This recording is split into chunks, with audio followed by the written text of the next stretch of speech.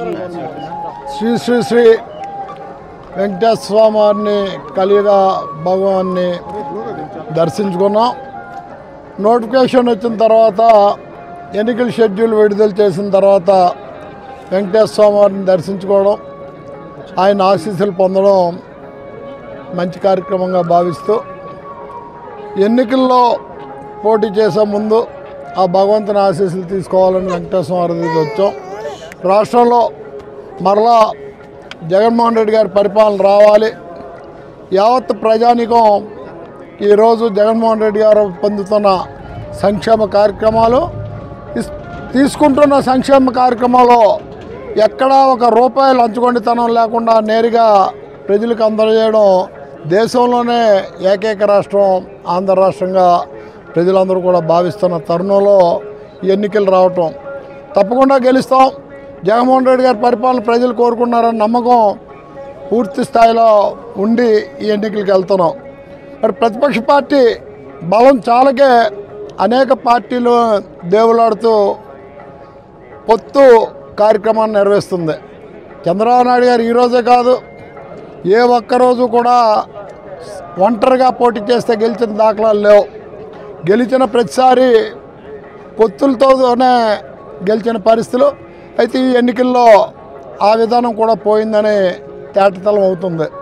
BJP కాదు, Telugu Desam party కాదు, ఇంకో పార్టీ ఏ పార్టీ వచ్చినా జగన్మోహన్ రెడ్డి గారి ప్రజాభిమానం ముందు నిలవలేవు అనేది సాక్ష్యం ఆ మూడు పార్టీలు కలవటమే. మరి గతంలో పవన్ కళ్యాణ్ గారు ఒక నమ్మకంతో ఈ రాష్ట్రానికి నేను ముఖ్యమంత్రి అవ్వాలని 2019లో ఒంటరిగా పోరాటం చేస్తే ఏ విధమైన ఫలితాలు వచ్చాయో చూశారు. కాబట్టే ఆ ధైర్యం చేయలేక కనీసం నేను శాసనసభలో అడుగు పెడితే చాలు అన్న విధంగానే సీట్లు కూడా డిమాండ్ చేయలేని పరిస్థితి, ఇచ్చిన సీట్లు కూడా అభ్యర్థుల్లాగా వదులుకున్న పరిస్థితి మనం చూస్తున్నాం.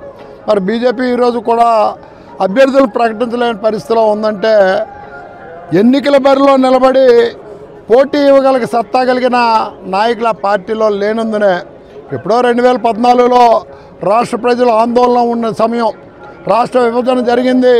ఒక పరిపాలన జరగాలంటే అనుభవజ్ఞుడు ఉంటే పరిపాలన జరుగుతుంది అనుకున్న పరిస్థితిలో చంద్రబాబు నాయుడుకి అవకాశం ఇచ్చారు. కానీ 2014-19 పరిపాలన చూసిన తర్వాత రాష్ట్ర రాజధానిని అమరావతికి వేలాది కోట్లు ధనాన్ని వృధా చేసిన విధానం కూడా ప్రజలు చూశారు. జగన్మోహన్ రెడ్డి గారు ముఖ్యమంత్రి అయితే విశాఖపట్నం పరిపాలనా రాజధానికి వస్తే ఈ రాష్ట్రం అన్ని విధాల అభివృద్ధి చెందుతుంది.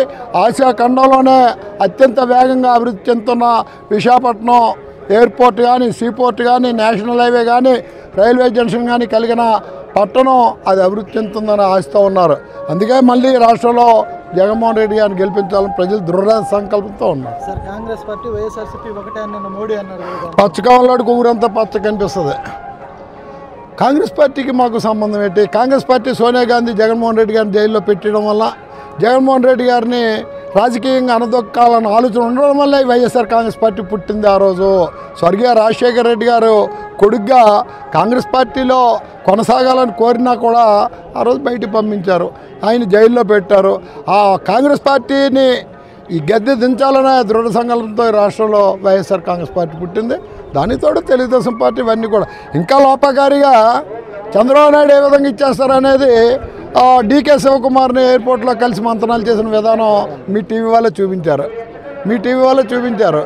ఏదైనా ఉంటే లోపకారి ఒప్పందాలు చంద్రబాబు నాయుడుకు ఉంటే అన్ని పార్టీలతో కలిపి ఒంటరిగా పోటీ చేసే సత్తా, ధైర్యం, దమ్ము లేని వ్యక్తి కాబట్టి ఆ ఇతర పార్టీలు ఏ పార్టీ అంటే నదిలో కొట్టుకెళ్ళిపోయిన వాడికి ఏదో అంటాం చీపురు పుల్లు దొరికినా పట్టుకుంటాడని ఆ పరిస్థితిలో ఉన్నాడు ఈరోజు చంద్రబాబు నాయుడు.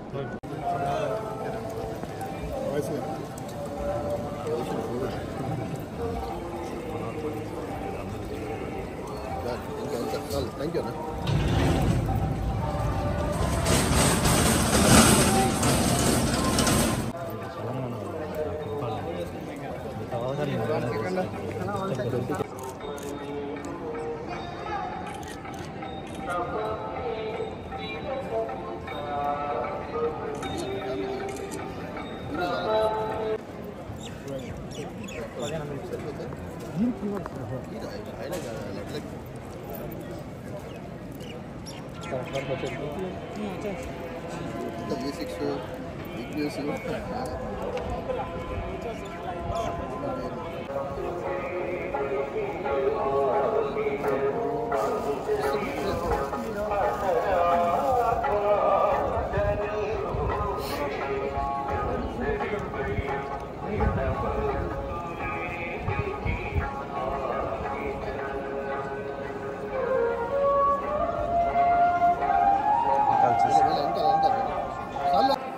ఇంకా కొంచెం మరి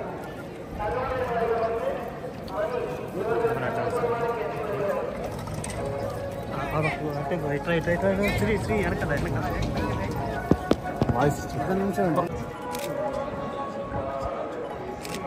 ఏందా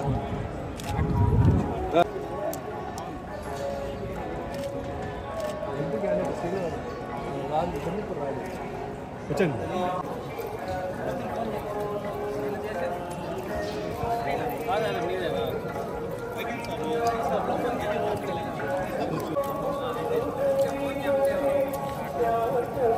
మీరు పడట్లేదు బాగానే నడుస్తున్నాను నేను పడుతున్నాను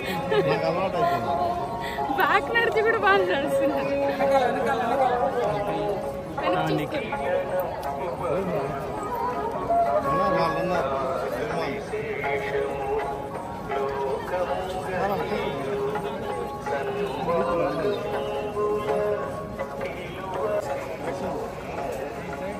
వచ్చేసి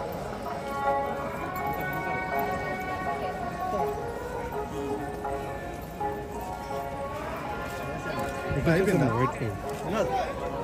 వెయిట్ ఫోటో నేను తీస్తాను నిల్చుకో నిల్చుకోబా తీసుకోండి